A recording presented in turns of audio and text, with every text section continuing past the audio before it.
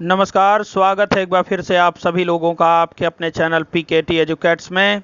मैं हूं डॉक्टर पवन तिवारी और आज मैं आपके सामने आधुनिक भारतीय इतिहास से संदर्भित एक महत्वपूर्ण टॉपिक भारतीय राष्ट्रीय आंदोलन का 9वां भाग लेकर प्रस्तुत हूं। इससे पहले कि हम अपने इस महत्वपूर्ण प्रैक्टिस सेट के महत्वपूर्ण प्रश्नों की तरफ आगे बढ़ें, मेरी आपसे गुजारिश है कि टेलीग्राम पर हमारा अपना पब्लिक चैनल पीकेटी एजुकेट्स के नाम से है। आप हमारे इस पब्लिक चैनल को ज्वाइन करें, जिससे कि हमारे चैनल के प्रत्येक अपडेट के साथ बने रह सकें और साथ ही साथ आप वहां से पीडीएफ प्रारूप में नोट्स, किताबें और क्वेश्चन पेपर्स को भी समय समय पर हासिल करते रह सकें। आप जो है दिए गए लिंक के द्वारा भी हमारे टेलीग्राम चैनल से जुड़ सकते हैं। t.me/p तिवारी 065 इसके माध्यम से भी आप हमारे टेलीग्राम लिंक को ज्वाइन कर सकते हैं। तो आइए बढ़ते हैं आज के अपने इस प्रैक्टिस सेट के महत्वपूर्ण प्रश्नों की तरफ। तो वीडियो को शेयर कर दीजिए, जिससे कि ज़्यादा से ज़्यादा लोग हमारे साथ ऑनलाइन जुड़ सकें। वीडियो को लाइक करना भी न भूलिए। और आप जानते हैं कि आपके पास 20 सेकंड का वक्त होता है प्रत्येक प्रश्न को हल करने के लिए और चैट बॉक्स में उसका जवाब देने के लिए। तो आइए बढ़ते हैं आज के अपने इस महत्वपूर्ण प्रैक्टिस सेट के पहले प्रश्न की तरफ। हमारा पहला प्रश्न जो अब आपके स्क्रीन पर है, कांग्रेस और उससे संबंधित संगठनों को अंग्रेज सरकार द्वारा कब गैर कानूनी घोषित किया गया? विकल्प ए है जून 1930 को, बी है जुलाई 1931 को, सी है नवंबर 1930 को और डी है जनवरी 1932 को। तो इसका आपका सही जवाब क्या होगा? इसमें आपका सही उत्तर है विकल्प ए, जून 1930 को। आप जानते हैं ब्रिटिश सरकार द्वारा सविनय अवज्ञा आंदोलन को कुचलने के लिए हिंसक प्रयास करना पड़ा और साथ ही साथ उसने और भी तरीके से इन चीजों को रोकने का प्रयास किया। और इसी कड़ी में जून 1930 को कांग्रेस और उससे संबंधित समस्त संगठनों को गैर कानूनी घोषित करते हुए पंडित जवाहरलाल नेहरू और महात्मा गांधी को गिरफ्तार कर लिया गया। तो फिलहाल विकल्प ए आपका यहां पर सही है, जून 1930 को। आइए बढ़ते हैं अपने अगले प्रश्न की तरफ। हमारा दूसरा प्रश्न है, सविनय अवज्ञा आंदोलन के दौरान गांधी जी की गिरफ्तारी पर बंबई की सड़कों पर लगभग कितने मील मजदूरों ने उग्र प्रदर्शन किया था? विकल्प ए है 30,000, बी है 50,000, सी है 70,000 और डी है 82,000। तो इसमें आपका सही जवाब क्या होगा? कमेंट बॉक्स में त्वरित गति से जवाब दिया करिए, जिससे कि मुझे भी उत्तर बताने में जल्दी हो और आपका प्रैक्टिस सेट और आगे बढ़ सके, प्रश्नों को हम जल्दी जल्दी सॉल्व करवा सकें। तो इसका सही जवाब क्या होगा? विकल्प बी, 50,000। गांधी जी की गिरफ्तारी के विरोध में मुंबई की सड़कों पर लगभग 50,000 मील मजदूरों ने उग्र प्रदर्शन किया था। आप जानते हैं महाराष्ट्र के सोलापुर नगर में विद्रोही भीड़ ने उग्र रूप धारण कर लिया था, जिसके कारण पुलिस और मजदूरों के बीच खूनी संघर्ष हुआ, जिसमें कई मजदूर मारे गए। 16 मई को इस क्षेत्र में मार्शल लॉ लगा दिया गया था। तो आइए बढ़ते हैं अपने अगले प्रश्न की तरफ। हमारा तीसरा प्रश्न है, धरासड़ा कारखाने की विद्रोह की घटना कब घटित हुई? विकल्प ए है 12 जून 1930 ईस्वी, बी है 21 मई 1930 ईस्वी, सी है 22 जुलाई 1931 ईस्वी और डी है 28 अगस्त 1931 ईस्वी। तो इसमें आपका सही जवाब क्या होगा? इसमें आपका सही जवाब है विकल्प बी, 21 मई 1930 ईस्वी। वास्तव में सरकार के दमन चक्र का जो सबसे भयानक रूप सामने आया वह धरासणा में 21 मई को देखने को मिला, जब सरोजनी नायडू, इमाम साहब और मणिलाल के नेतृत्व में लगभग 25,000 स्वयंसेवकों को धरासणा नामक कारखाने पर धावा बोलने से पूर्व लोहे की मूठ वाली लाठियों से पीटा गया था।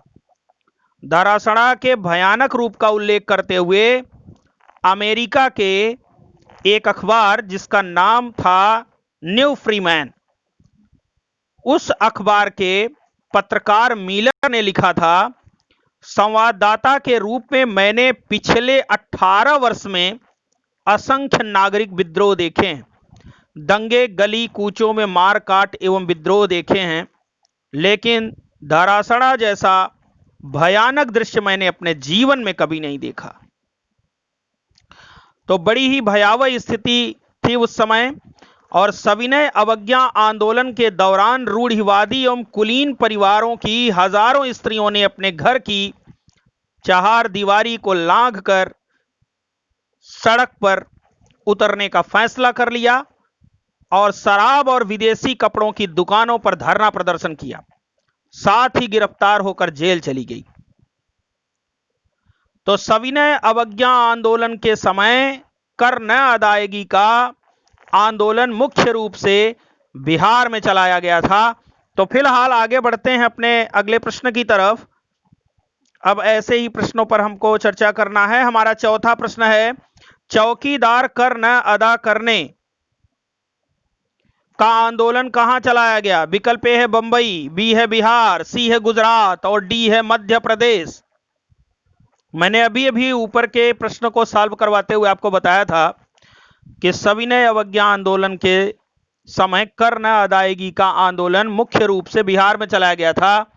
तो चौकीदार कर न अदा करने का आंदोलन ये कहां चला था? बिहार में चला था। विकल्प बी आपका यहां पर सही है। और आप जानते हैं यह आंदोलन मुंगेर, सारण तथा भागलपुर के जिलों में काफी हद तक सफल रहा था। यहां तक कि मुंगेर के बरही नामक स्थान पर तो सरकार का शासन ही समाप्त हो गया था। इसके अलावा भी सविनय अवज्ञा आंदोलन गुजरात के खेड़ा, सूरत जिले, बारदौली तहसील में कर न अदायगी के लिए चलाया गया था। और यही वह समय था जब मध्य प्रांत में, महाराष्ट्र और कर्नाटक में कड़े वन नियमों के विरुद्ध वन सत्याग्रह भी चलाया गया था। असम में छात्रों ने कनिंघम सर्कुलर के विरोध में आंदोलन किया था। इस सर्कुलर के तहत छात्रों को अपने अभिभावकों से सद्व्यवहार का प्रमाण पत्र प्राप्त करना होता था। सरकार ने सविनय अवज्ञा आंदोलन के दमन के लिए असम में कनिंघम सर्कुलर जारी किया था। तो बिहार में फिलहाल चौकीदार कर न अदा करने का आंदोलन चलाया गया था, जिसके बारे में मैंने आपको बताया कि यह आंदोलन मुंगेर, सारण और भागलपुर के जिलों में काफी हद तक सफल रहा था। तो फिलहाल विकल्प बी आपका यहां पर सही। आइए बढ़ते हैं अपने अगले प्रश्न की तरफ। हमारा पांचवा प्रश्न है, सविनय अवज्ञा आंदोलन के समय किसने बच्चों की वानर सेना तथा लड़कियों की सेना मंजरी का गठन किया था? विकल्प ए है महात्मा गांधी, बी है पंडित जवाहरलाल नेहरू, सी है इंदिरा गांधी और डी है सरोजनी नायडू। तो इसका सही जवाब है आपका विकल्प सी, इंदिरा गांधी ने। इंदिरा गांधी ने भी सविनय अवज्ञा आंदोलन में अपनी भागीदारी सुनिश्चित करते हुए बच्चों की वानर सेना और लड़कियों की सेना मंजरी का गठन किया और अपनी उपादेयता को साबित किया। आप जानते हैं यह वह समय था जब आंदोलन अपने चरमोत्कर्ष पर था और उसी समय वायसराय ने गिरफ्तार कांग्रेस नेताओं को रिहा करने की पहल कर महात्मा गांधी को बातचीत करने के लिए आमंत्रित किया था। तो इरविन गांधी जी के बीच समझौते का माहौल बनाने में तेज बहादुर सप्रू तथा M.R. जयकर ने महत्वपूर्ण भूमिका का निर्वाह किया था और इस तरह से यह आंदोलन धीरे धीरे समाप्ति की तरफ बढ़ता चला गया और गांधी इरविन समझौते के साथ ही यह आंदोलन भी समाप्त हो गया था। तो फिलहाल आगे बढ़ते हैं। हमारा छठा प्रश्न है, सविनय अवज्ञा आंदोलन के दौरान किसने गांधी जी को मलंग बाबा की उपाधि प्रदान की?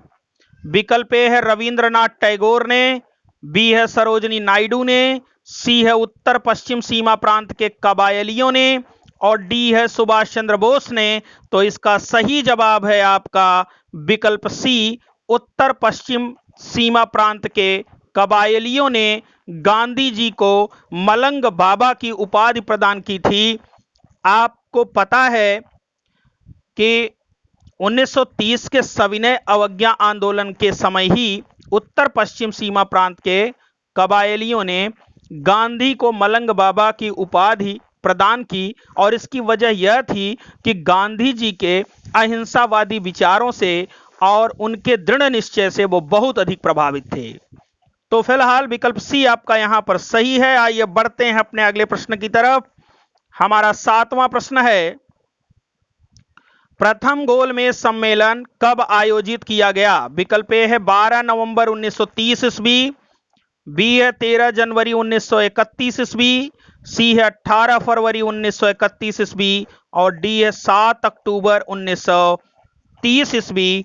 तो प्रथम गोलमेज सम्मेलन 12 नवंबर 1930 ईस्वी से लेकर 13 जनवरी 1931 तक लंदन में आयोजित किया गया था।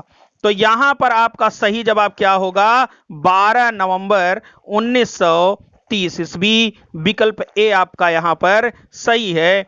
आइए बढ़ते हैं अपने अगले प्रश्न की तरफ।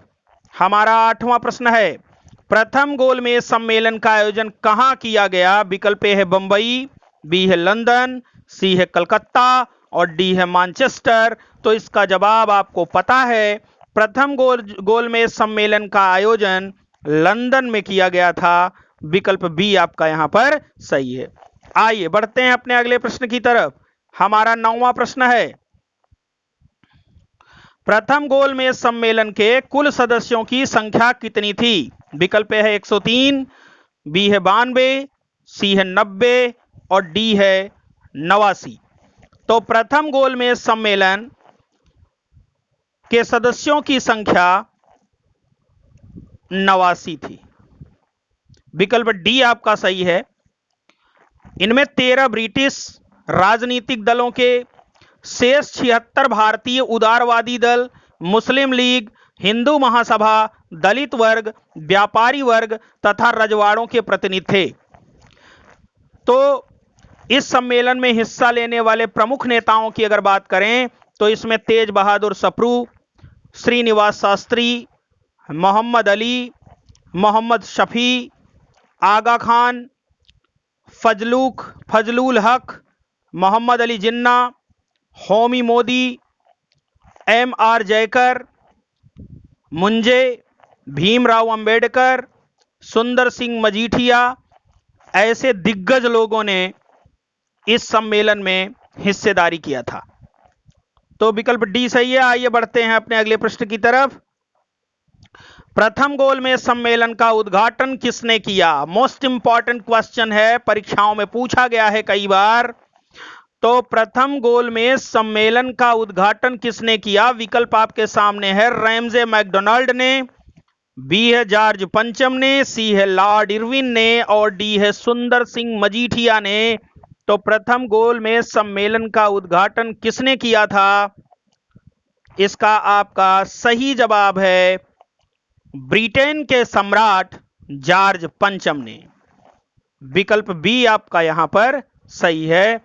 प्रथम गोलमेज सम्मेलन का उद्घाटन ब्रिटेन के सम्राट जॉर्ज पंचम ने किया था। आइए आगे बढ़ते हैं।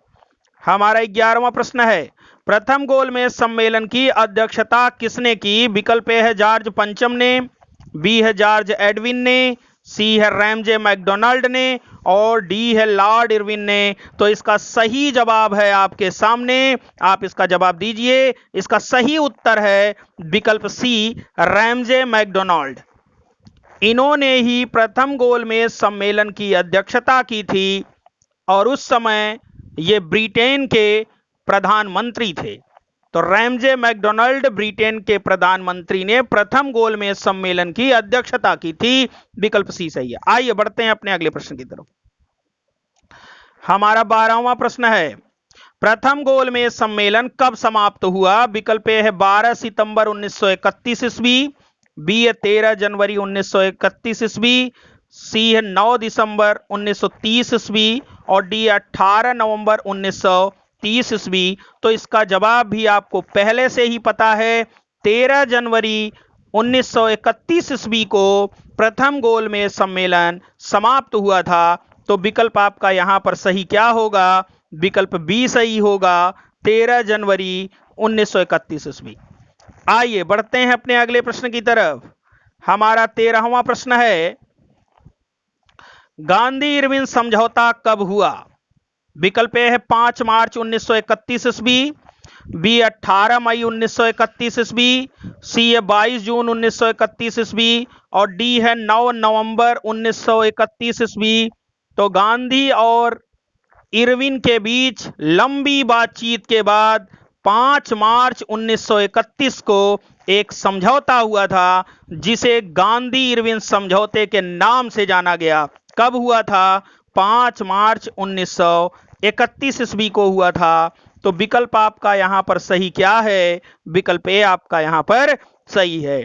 और आप जानते हैं इस समझौते की कुछ प्रमुख शर्तें थी, जिनमें पहली शर्त थी, गांधी के नेतृत्व में कांग्रेस सविनय अवज्ञा आंदोलन समाप्त करने के लिए तैयार हो गई थी।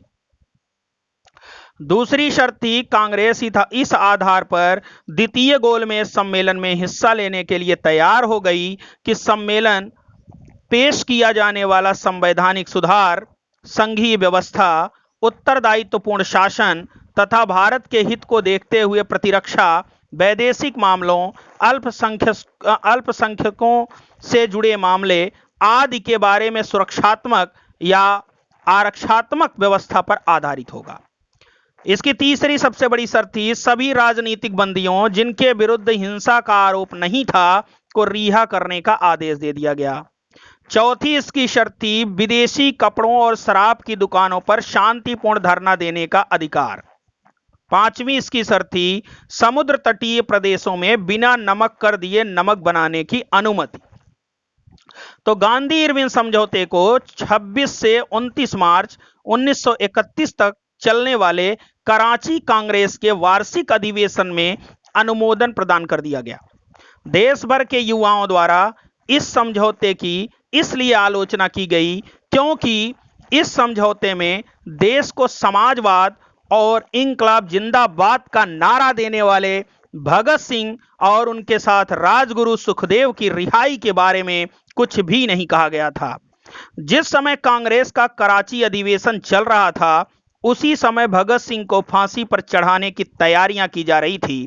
भगत सिंह को फांसी की पृष्ठभूमि में गांधी इरविन समझौता स्वाधीनता संग्राम की कहानी के कुछ उन प्रकरणों में से है जिसमें गांधी जी की भूमिका को इतिहास सदैव आलोचना की दृष्टि से देखता रहेगा और निश्चित रूप से गांधी जी के द्वारा किया गया यह सबसे ज्यादा निंदनीय कार्य कहा जा सकता है, क्योंकि अगर गांधी जी यहां पर चाहते तो मुझे लगता है कि भगत सिंह, राजगुरु और सुखदेव को फांसी नहीं होती और उन्हें भी रिहा करवाया जा सकता था। फिलहाल ऐसा हो नहीं सका और वास्तव में ये गांधी जी के माथे पर लगा हुआ एक कलंक है जिसे वो अपने जीवन पर्यंत कभी धो नहीं सके।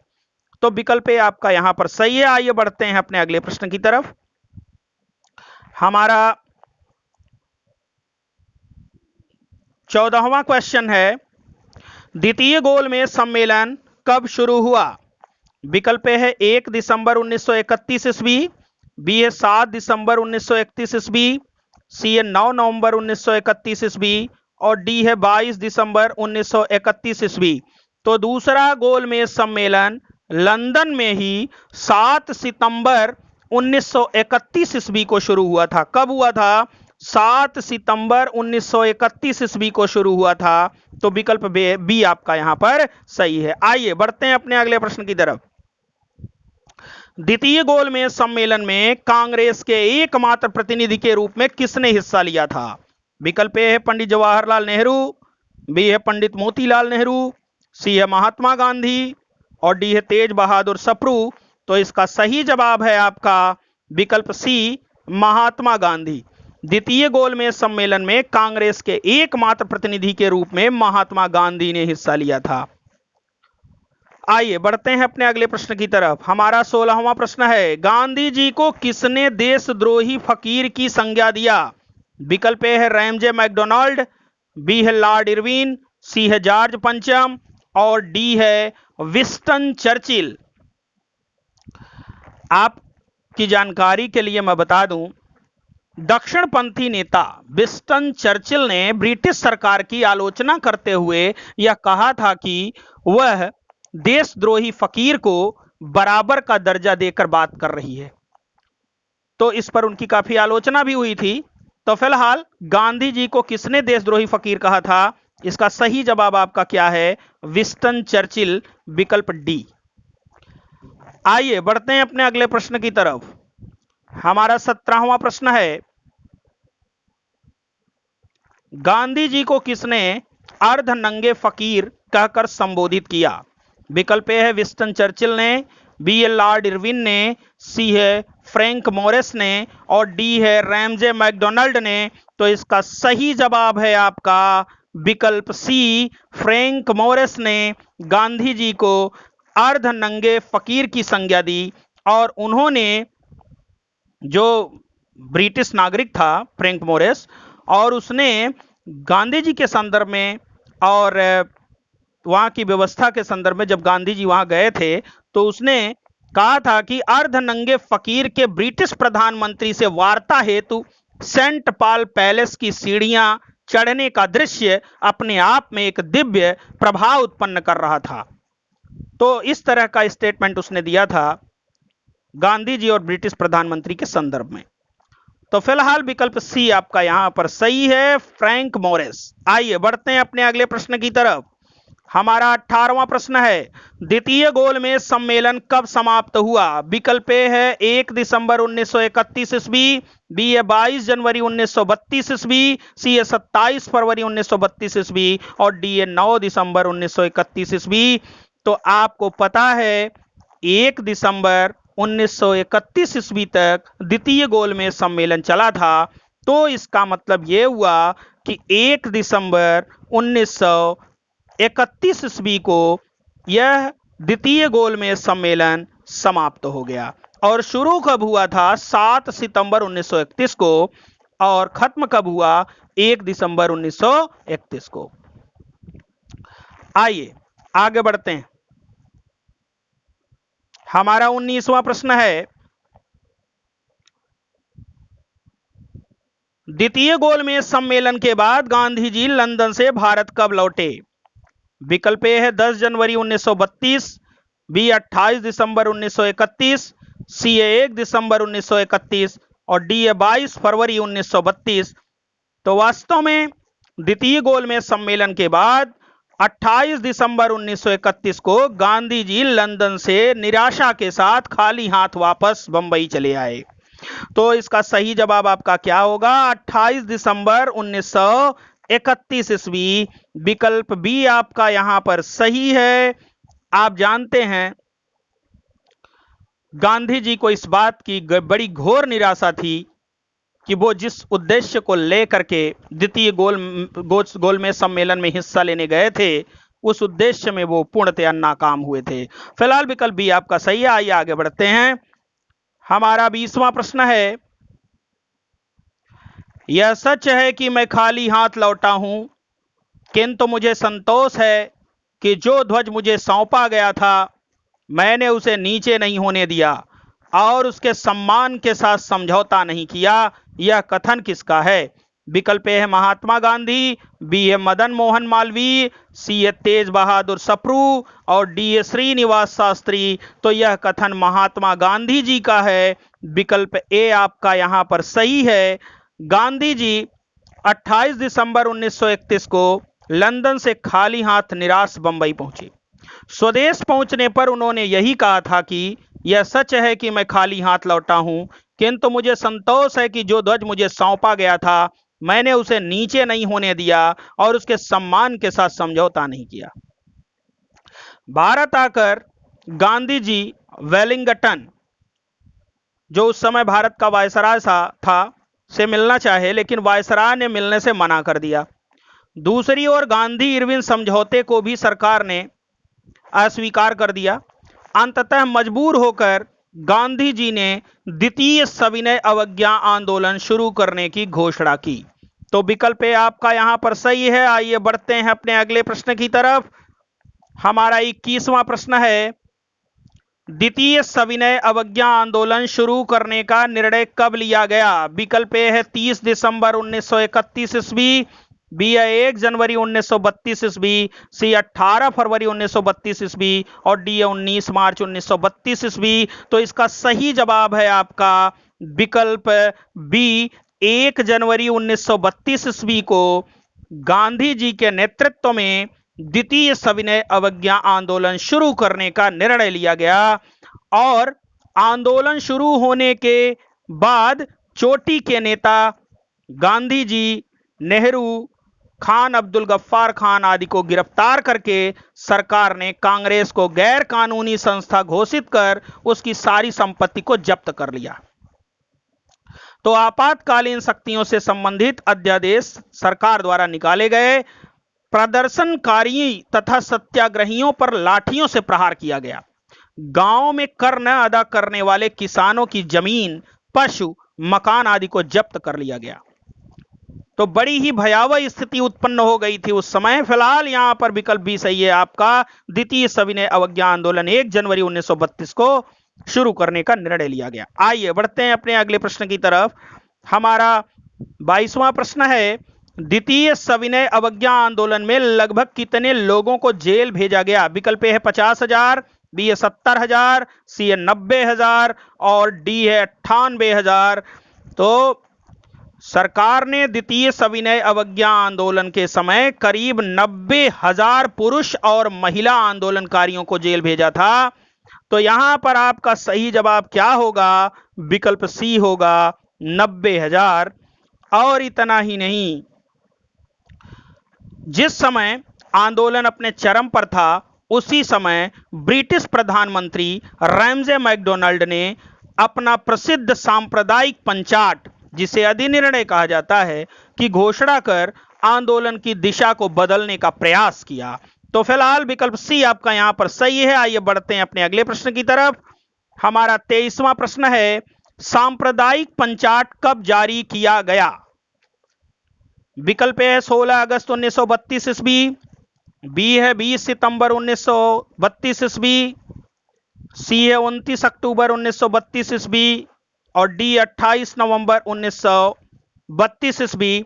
तो ब्रिटिश प्रधानमंत्री रैमजे मैकडोनाल्ड ने 16 अगस्त 1932 को विभिन्न संप्रदायों के प्रतिनिधित्व के विषय पर एक पंचाट जारी किया, जिसे सांप्रदायिक पंचाट या कम्युनल अवार्ड कहा जाता है। तो इसमें आपका सही जवाब क्या होगा? विकल्प ए 16 अगस्त 1932 ईस्वी। इस पंचाट में पृथक निर्वाचन पद्धति को न केवल मुसलमानों के लिए जारी रखा गया, बल्कि इसे दलित वर्गों पर भी लागू कर दिया गया। तो मुसलमानों, ईसाइयों, सिखों, आंग्ल भारतीयों तथा महिलाओं के लिए पृथक निर्वाचन पद्धति की सुविधा प्रदान की गई थी, जो केवल प्रांतीय विधानमंडलों पर ही लागू थी। तो दलित वर्गों को पृथक चुनाव क्षेत्र की सुविधा प्रदान करने के पीछे अंग्रेजों की गहरी चाल थी कि वे इन्हें हिंदुओं से अलग करना चाहते थे। आइए बढ़ते हैं अपने अगले प्रश्न की तरफ। हमारा 24वां प्रश्न है,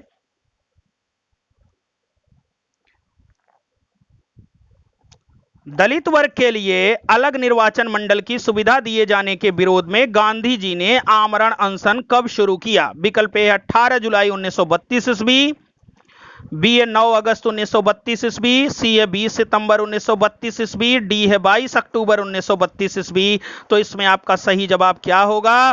तो इसमें सही जवाब है आपका 20 सितंबर 1932 ईस्वी। विकल्प सी आपका यहां पर सही है।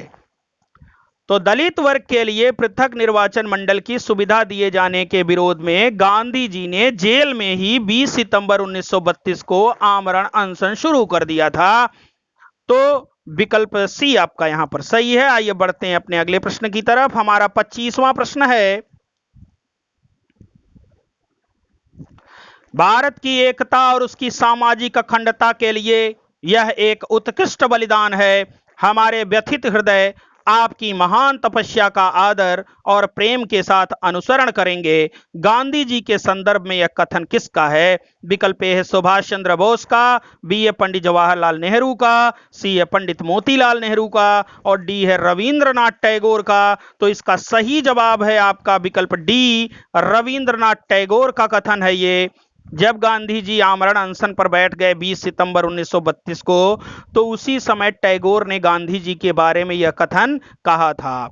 तो आप जानते हैं मदन मोहन मालवीय, डॉक्टर राजेंद्र प्रसाद, पुरुषोत्तम दास, सी राजगोपालचारी आदि के प्रयत्नों से गांधी के उपवास के 5 दिन बाद 26 सितंबर 1932 को गांधी जी और दलित नेता अंबेडकर में पूना समझौता हुआ था। तो विकल्प डी आपका यहां पर फिलहाल सही है। आइए बढ़ते हैं अपने अगले प्रश्न की तरफ। हमारा 26वां प्रश्न है, पूना पैक्ट या पूना समझौता कब हुआ? विकल्प ए 26 सितंबर 1932 ईस्वी, बी है 12 अक्टूबर 1932 ईस्वी, सी है 17 नवंबर 1932 ईस्वी और डी है 28 दिसंबर 1932 ईस्वी। तो अभी अभी ऊपर के प्रश्न पर चर्चा करते समय मैंने इसके बारे में आपको बताया था कि 5 दिन के उपवास के बाद 26 सितंबर 1932 को यह पूना पैक्ट समझौता या पूना पैक्ट या पूना समझौता हुआ था। तो कब हुआ था? 26 सितंबर 1932 ईस्वी। यहां पर आपका विकल्प ए आपका सही है।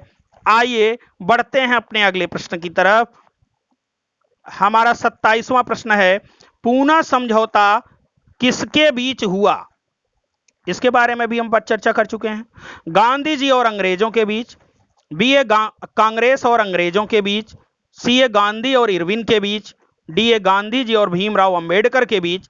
तो पूना समझौता किसके बीच हुआ था? गांधी जी और भीमराव अंबेडकर के बीच। विकल्प डी आपका यहां पर सही है। आइए बढ़ते हैं अपने अगले प्रश्न की तरफ। हमारा 28वां प्रश्न है,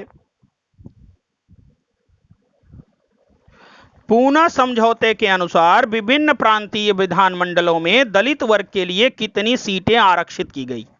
विकल्प ए 148, बी 149, सी है 252 और डी है 163।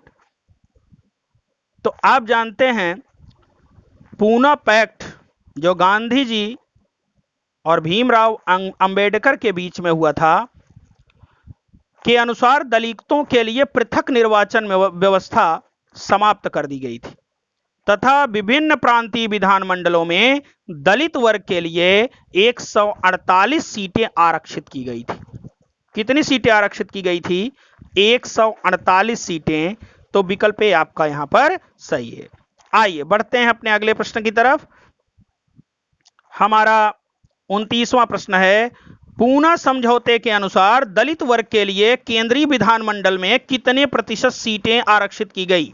विकल्प ए है 10%, बी है 15%, सी 18% और डी है 22%।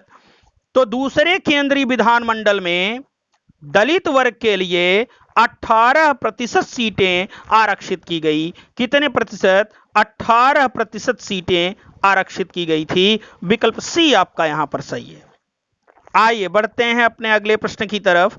हरिजन सेवक संघ नामक संस्था की स्थापना किसने की? विकल्प ए सरदार वल्लभ भाई पटेल, बी है महात्मा गांधी, सी रविंद्रनाथ टैगोर और डी एनी बेसेंट। तो इसमें आपका सही जवाब है विकल्प बी, महात्मा गांधी ने। वास्तव में पूना समझौते के बाद गांधी जी की रुचि अस्पृश्यता विरोधी आंदोलन के प्रति अधिक हो गई और यही वह कारण था जिसकी वजह से उन्होंने इसी समय हरिजन सेवक संघ की स्थापना की थी। तो फिलहाल विकल्प बी आपका यहां पर सही है और इसी के साथ आज का यह प्रैक्टिस सेट आपका समाप्त होता है। मुझे पूरी उम्मीद है कि आप आज आपने ज्यादा से ज्यादा प्रश्नों को सही किया होगा। फिलहाल अगर नहीं भी हुआ है तो उसके लिए घबराने की जरूरत नहीं है, लगातार हमारे साथ जुड़े रहिए, हतोत्साहित न होइए, क्योंकि ये इतिहास है और इतिहास इतना आसान भी नहीं है रट पाना या तैयार कर पाना। तो धीरे धीरे चीजें आपके अनुकूल हो जाएंगी। तो आप कमेंट बॉक्स में जरूर बताइए कि आपने कितने प्रश्न सही किए हैं। दूसरी महत्वपूर्ण चीज, इस प्रैक्टिस सेट को या इस पेपर को पीडीएफ प्रारूप में डाउनलोड करने के लिए आप हमारे टेलीग्राम चैनल पीकेटी एजुकेट्स के साथ जरूर जुड़ें और वहां से पीडीएफ प्रारूप में इस प्रश्न पत्र को डाउनलोड कर सकते हैं। तो ढेर सारी शुभकामनाओं के साथ अब मैं लूंगा आपसे विदा। That's all, thanks to all of you.